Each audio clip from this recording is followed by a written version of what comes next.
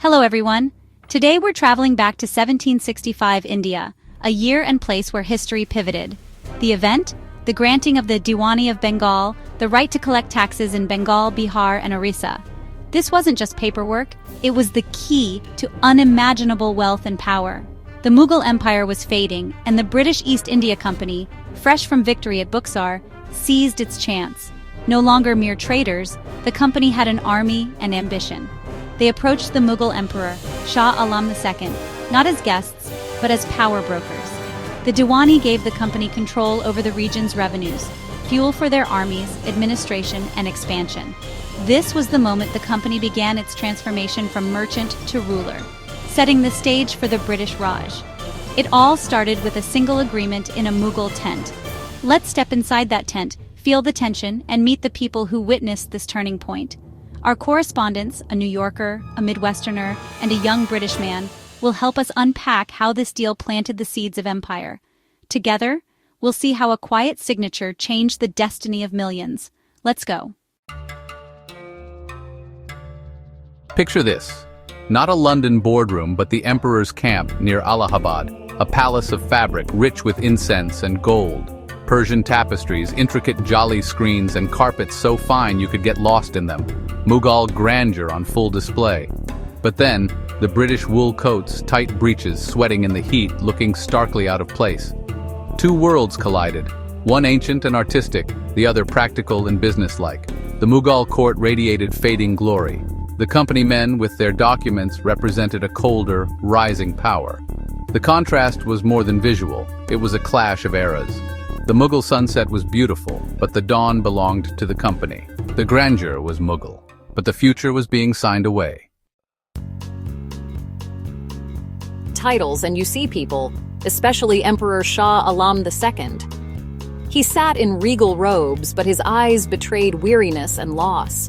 Surrounded by dignified courtiers, he presided over a ceremony that marked the end of their power. They watched, resigned, as their world slipped away to foreign hands. Robert Clive, governor of Bengal, stood calm and confident. This was business, not tradition. For the company, this was the prize after war. A transaction, not a coronation. The emperor clung to symbols of power, hoping for stability. His courtiers mourned their legacy. The company men seized their opportunity. In that tent, the past and future collided. One side losing everything, the other gaining an empire. I stood behind Lord Clive as the air hung heavy in the tent. The scribe unrolled the firman, an ornate scroll, read aloud in formal Persian. The emperor bestowed the Diwani on the company, granting tax rights over Bengal, Bihar, and Orissa, in exchange for an annual tribute. But everyone knew this was no gift. The emperor was powerless, the company victorious. Clive bowed, the emperor gestured, and the imperial seal pressed into wax. The company men countersigned. No drama, just the scratch of a pen and a thud of the seal. In minutes, the power dynamic of India was redrawn. The company became the official financial administrator of the richest region in India. We walked out with the documents, and with them, the future. The East India Company had just become a state, and I witnessed its birth. So what did the Diwani mean? In a word, money. Bengal was India's jewel, fertile, industrious, and rich in trade. Before 1765, the company had to ship gold from Britain to buy Indian goods. The Diwani changed everything. Now they collected taxes from millions and used Indian money to buy Indian goods. Profits soared. The company no longer needed British silver. But it wasn't just about trade. The Diwani revenues funded a modern army. Soldiers, weapons, forts. This army conquered more territory, enforcing company rule. Taxes from Bengal fueled the company's military machine and colonial ambitions. By controlling finances, the company controlled everything. The Nawab of Bengal remained in name, but without money, he was powerless. A dual government emerged. The company had power without responsibility. The Nawab had responsibility without power. It was a devastatingly effective strategy. Let's be clear, this was the big switch. Before August 12, 1765, the company was a foreign corporation, negotiating and asking for permission. After that day, they were the Diwan, part of the imperial administration, with a legal right to govern. No longer just merchants, they were rulers in the heartland. This wasn't a dramatic invasion, it was a quiet takeover through paperwork. The company now had a massive, self-sustaining income.